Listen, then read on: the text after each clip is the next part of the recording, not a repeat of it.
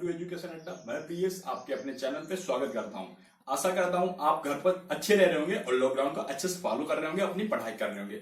Friend, क्या था अभी जैसे एग्जाम जो जिनके 12th के एग्जाम हो चुके हैं, सीबीएसई बोर्ड, यूपी बोर्ड, काफी मेरे पास क्वायरीज और मैसेज आते हैं कि मेरा रिजल्ट आना बाकी, या मेरे एग्जाम हो चुके हैं, या एग्जाम छूटा है, तो मैं कैसे क्या करूं, 12th के बाद कैसे क्या करूं। काफी मतलब करियर के बारे में काफी कुछ क्वेश्चन थे। ठीक है, हम एक एक पर्टिकुलर बात करेंगे। ठीक है, हम कैसे कौन सा सब्जेक्ट का मतलब किसके लिए हम अप्लाई करें। आप आर्मी में जाना चाहते हो, या आपके पास 12th के बाद कौन से में सरकारी नौकरी तैयारी करनी चाहिए, और अप्लाई कौन से कर सकते हो, आपके लिए कौन सी नौकरियां हैं, और अगर आपका रिजल्ट आना भी बाकी है तो आप कौन सी अप्लाई कर सकते हो। जैसे रिजल्ट नहीं आया कोई बात नहीं, उसके बावजूद भी आप अप्लाई कर सकते हो। ठीक है, कुछ ऐसी वैकेंसियां होती हैं जैसे आपका रिजल्ट 12th का आना बाकी है तो आप अप्लाई कर सकते हो। ठीक है, आप इधर हम आपको पॉइंट टू पॉइंट बताते हैं कौन कौन सी ऐसे एग्जाम है जो आप 12th के पास कर सकते हो। ठीक है, मेंशन करते हैं। नंबर 1 फ्रेंड क्या होता है, जो मैंने क्या बोला, 12वीं पास विद्यार्थी कौन कौन सी सरकारी नौकरी की तैयारी करें और कौन से फॉर्म भरें। ठीक है, अच्छी बात है। बात करते हैं सबसे पहले रेलवे की। रेलवे के आपने सुना होगा लोको पायलट। ठीक है, लोको पायलट में 12th मांगता है, क्या 12th पासिंग मांगता है ना, और उसके बाद एनटीपीसी और ग्रुप डी में 12th मांगते हैं। अगर आपने 12th कंप्लीट कर लिया है तो आप इन फॉर्म के अप्लाई कर सकते हो। इसमें केवल 12th मांगते हैं। क्या मांगते हैं? 12th। यहाँ पे 12th मैंने मेंशन कर रखा। 12th आप पास कर चुके हैं और 12th से आप अप्लाई कर सकते हैं। ठीक है, अब बात करते हैं एसएससी की। तो फ्रेंड, एसएससी में क्या होता है, एसएससी में सीएचएसएल की वैकेंसियां आती है, और एमटीएस की आती है, एलडीसी की आती है, और जीडी की आती है, और डाटा एंट्री ऑपरेटर की आती है। देखो, एमटीएस में तो 10th ही मांगते हैं, जीडी में 12th मांगते हैं, और एलडीसी में 12th मांगते हैं, इसमें 12th मांगते हैं सीएसएल में। ठीक है, ये तो हो गई आपके एसएससी की। अब बात करते हैं आर्मी में, फोर्स के लिए। फोर्स में कौन कौन सी अप्लाई कर सकते हैं। आर्मी के लिए आप अप्लाई कर सकते हो। ठीक है, आर्मी के लिए आप अप्लाई सकते हो। जैसे आपने ओपन अप्लाई किया, उसके बाद वो फिजिकल होता है ना रनिंग के लिए, जो 6 मिनट में आपको पता होगा ना। उसके बाद करते हैं एनडीए, जो नेशनल डिफेंस एकेडमी है ना। इसमें आप अगर 12th एग्जाम दे चुके हो और रिजल्ट नहीं आया, रिजल्ट अपेयरिंग में है, तो आप इस फॉर्म को अप्लाई कर सकते हो। भगवान ने चाहा आपका अच्छा रिजल्ट आ गया, उधर आपका रिटर्न भी निकल गया, तो एक बार में 2 लड्डू हाथ में होंगे ना। तो ऐसे करते हैं। एनडीए क्या होता है, एनडीए में आप पहले अपेयरिंग में अप्लाई कर सकते हो। जैसे आपका इस बार रिजल्ट अभी आना बाकी है और फॉर्म आएगा तो फिल करिएगा, और उसके बाद इसकी अच्छे से तैयारी करें और एग्जाम दे। ठीक है, ऐसा एनडीए में आप अपेयरिंग में कर सकते हो। अब बात करते हैं एयरफोर्स की। एयरफोर्स में फ्रेंड एक्स वाई ग्रुप में आता है, तो एक्स वाई ग्रुप में आप 12th पास हो तो अप्लाई अच्छे से कर सकते हो। किसमें? एक्स वाई, एयरफोर्स में एक्स वाई ग्रुप। और एक एयरमैन भी होता है। ठीक है, एयरमैन और एक्स वाई ग्रुप आप अप्लाई कर सकते हो। ठीक है, मैं बार बार बोल रहा हूं, इसमें पासिंग मांगेगा। ठीक है, इसमें पासिंग, और एनडीए में अपेयरिंग मांगेगा। ठीक है, इस बात का ध्यान रखना। अब बात करते हैं हम देखो, एक आरआरबी, एएलपी, एक रेलवे में एएलपी आपको पता होगा, जो इस बार वैकेंसियां नहीं आई थी ना, वो भी एएलपी। और फिर इंडियन कोस्ट गार्ड, ये भी 12th मांगता। ठीक है, 12th मांगते हैं ना। अब बात करते हैं कि स्टेट में, जैसे अपने यूपी स्टेट में ना कुछ वैकेंसियां आती हैं जो 12th पास लेवल पे आती है, जैसे यूपी पुलिस और यूपी लेखपाल। ऐसी 2 वैकेंसियां हैं जो आप 12th बेस पे कर सकते हो। कौन कौन सी? यूपी पुलिस, यूपी लेखपाल, और काफी ग्रुप सी की वैकेंसियां आती हैं, और काफी ग्रुप सी की वैकेंसी आती हैं। और एक और जैसे सेंटर में काफी वैकेंसियां आती हैं। आप देखते चलिएगा कौन से हम फील कर सकते हैं। जो मैंने ये मेंशन करी है ना आपसे, ये तो आप फील ही कर सकते हो। और इनका प्रिपरेशन करने का तरीका क्या होता है फ्रेंड, जैसे आपने मान के चलिए रेलवे कर रहे हो, तो रेलवे के लिए क्या होता है, जैसे आपको जीएस पढ़नी होगी, मैथ पढ़नी होगी, रीजनिंग पढ़नी होगी, और 3 सब्जेक्ट कौन कौन से मैंने बोला? मैथ, रीजनिंग और जीएस। ठीक है, अब बात करते हैं एसएससी में। एसएससी में क्या होता है, 25 क्वेश्चन आते हैं, 100 क्वेश्चन होते हैं, 25 question, 25 question, 25 English, reasoning, math, GS.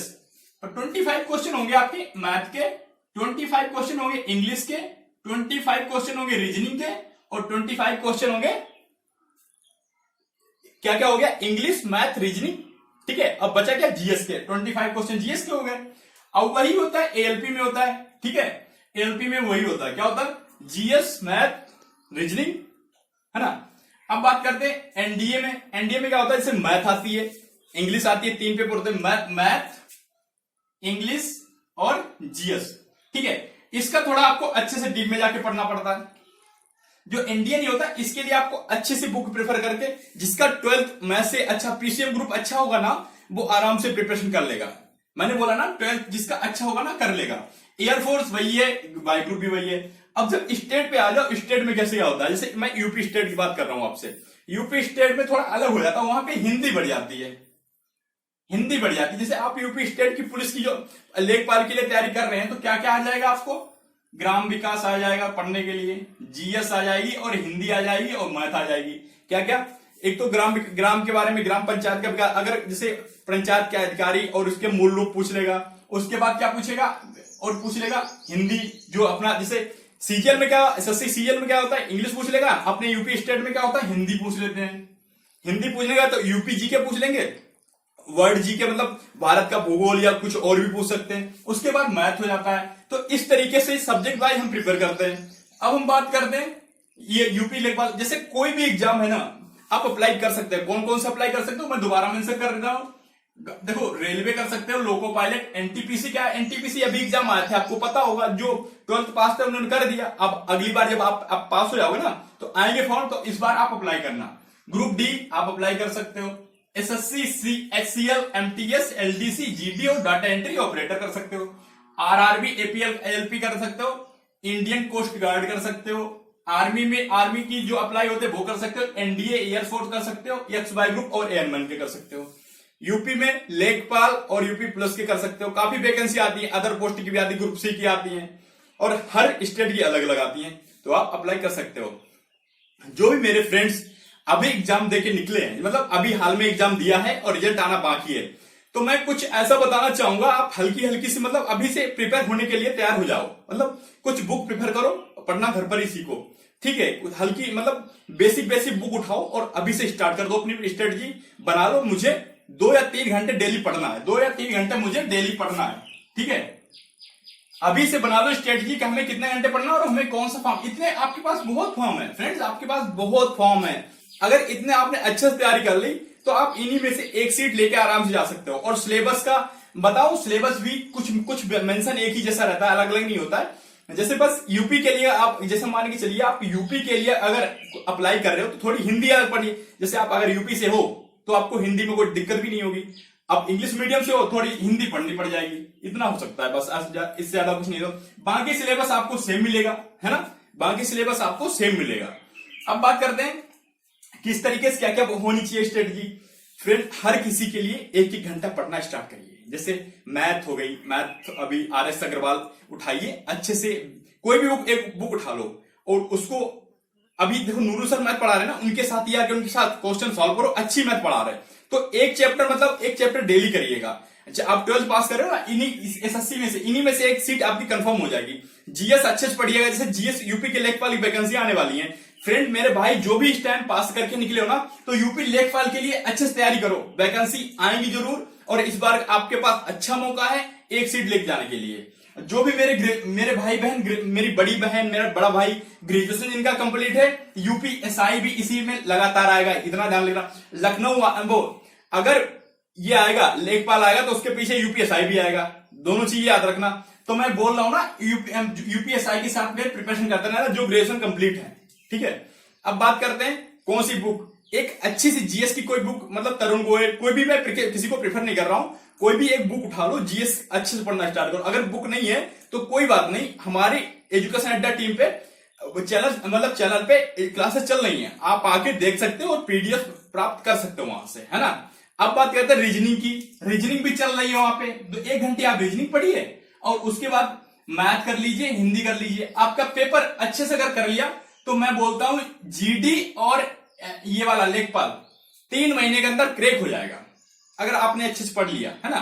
Lockdown चल रहा है, आपको करना क्या, अच्छे से घर पे पढ़िएगा बढ़िया से, है ना। बोलते हैं ना कि हमें जो एस्पिरेंट एक अच्छी सीरियस होके बोल सकते हैं, मतलब सीरियस एस्पिरेंट है ना, वो लग भी चुके हैं, उन्हें तो बोर्ड से तो तुम फ्री हो चुके हो, बोर्ड से कोई दिक्कत नहीं है, बोर्ड के एग्जाम हो गए, अब आपको क्या पढ़ना है। मैंने पूरी स्ट्रेटजी बता दी, कौन कौन से फॉर्म अप्लाई कर सकते हो, क्या क्या फॉर्म तरीका है, कौन सी बुक होनी चाहिए। आपको अगर मैथ की बुक है तो आरएस अग्रवाल उठाइए और उसको क्वेश्चन लगाना स्टार्ट करिए। हिंदी की आपको कोई भी बुक आपने हिंदी पढ़ी होगी तो कोई भी बुक एक स्टार्ट उठा लो, उसको पढ़ना स्टार्ट कर दो। जीएस की कोई भी बेसिक बुक उठा लो, उसको पढ़ना स्टार्ट कर दो।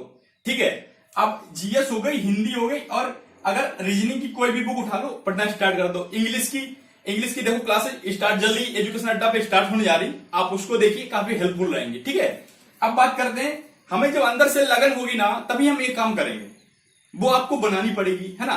बोर्ड से फ्री हो गए हो, आराम से एग्जाम अच्छे से प्रिपेयर करो, लॉकडाउन चल रहा है, इसका अच्छे से फायदा उठा लो। जब लॉकडाउन हट जाएगा तब आपको काफी काम हो जाएंगे, कहीं ये काम, कहीं कॉलेज में एडमिशन चाहिए, कहीं ये मतलब नया एडमिशन भी लेना है और कुछ न कुछ करना है, तो इसीलिए बोल रहा हूं अच्छे से प्रिपेयर हो, अभी से इसका टाइम का यूटिलाइज कर लो। 2-3 महीने जो आपके पास है, एग्जाम लेखपाल आएगा, फिर अप्लाई करो, उसके जस्ट एग्जाम दो, आप क्रैक हो एग्जाम। सबसे अच्छी बात है, लेखपाल में इंटरव्यू नहीं है। क्या इंटरव्यू नहीं है, केवल एक रिटर्न है।